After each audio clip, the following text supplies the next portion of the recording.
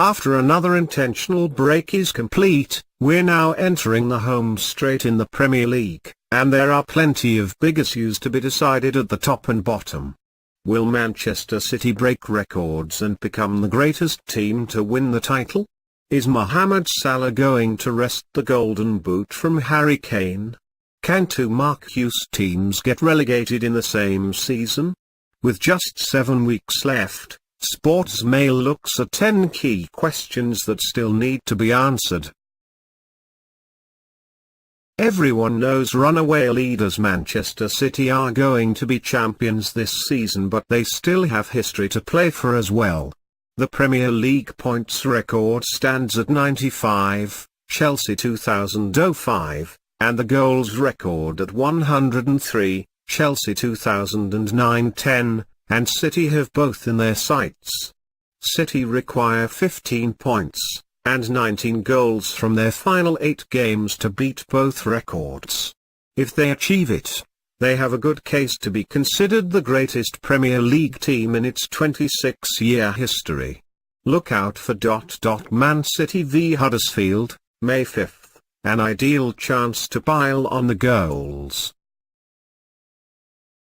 Both Manchester clubs looking top 4 certainties. Liverpool, Tottenham and Chelsea are involved in a scramble for the 2 remaining Champions League spots. And it means most for Spurs, who begin a new era at a revamped White Hart Lane next season. Daniel Levy will be desperate to welcome the cream of Europe to the club's post-Wembley home, and fans will be concerned about the futures of Mauricio Pochettino and Delali if they miss out on the top 4. Spurs need a strong finish to this season.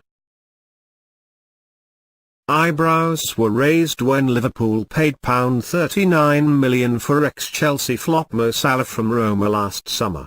Now the brilliant Egyptian is probably worth 4 or 5 times that amount. Salah has been sensational this season and hit 28 league goals, ahead of Harry Kane and Sergio Aguero in the race to be the country's leading scorer. If he finishes the job off, he'll become only the 3rd Liverpool player to win the Premier League Golden Boot, following in the footsteps of Michael Owen and Luis Suarez. The record of 34, shared by Andy Cole and Alan Shearer, is also under threat. Unless Southampton win the FA Cup, 7th place will be enough to qualify for European football, and that position is currently held by Burnley, one of the pre-season favourites for relegation.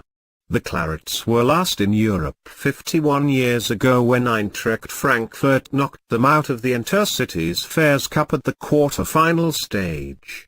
Hosting Europa League football at Turf Moor would be a tremendous achievement for Sean Dyche and his players, but they still face a challenge from Leicester City and Everton.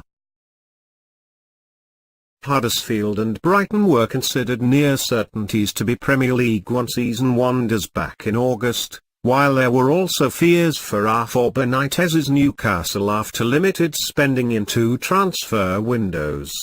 Against the odds, however, all 3 clubs are outside the relegation zone, with Brighton currently in 12th position, Newcastle 13th and Huddersfield 15th.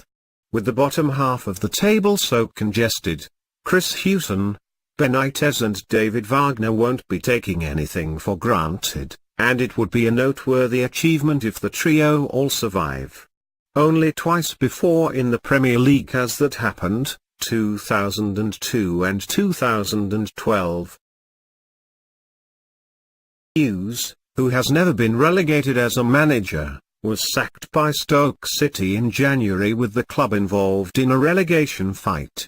Stoke are second from bottom ahead of Sunday's trip to Arsenal, and just above them are Southampton, who appointed Hughes a fortnight ago.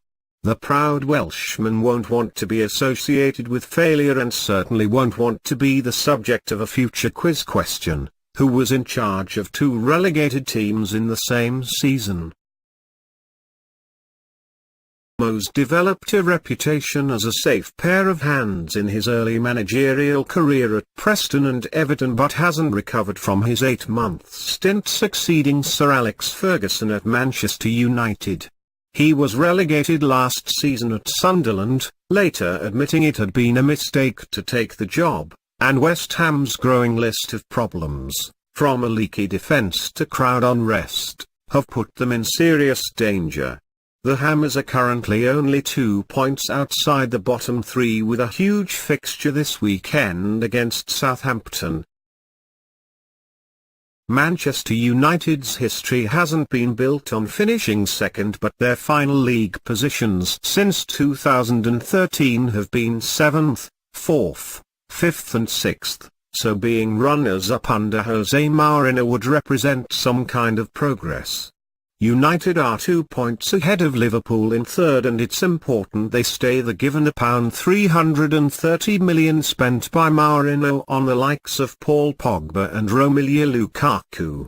Though Mourinho has received harsh criticism after getting knocked out of the Champions League by Sevilla, United have won their last 3 league games against Chelsea, Crystal Palace and Liverpool. Appointment of Sam Allardyce at Goodison Park in November was protracted, with the former England manager wanting a longer-term contract rather than being seen as a red-adair figure used to save the club from relegation. Allardyce got his wish and steered the club into the top half of the table, but the fans haven't taken to him, citing a dull style of football and poor away form. Ambitious chairman Farhad Moshiri will want to see a feel-good factor before pledging summer funds to Allardyce for new players. Kevin De Bruyne has been peerless in Manchester City's charge to the Premier League title, but the form of Mo Salah has made it a difficult choice for the Football Writers Association, who announced their choice at the end of the season. Helping a team win trophies is an important factor. N'Golo Kante of Chelsea was voted a year ago, but the form of Salah means De Bruyne has to carry on passing, creating and scoring like he has been doing to become City's first winner since Tony Book in 1969.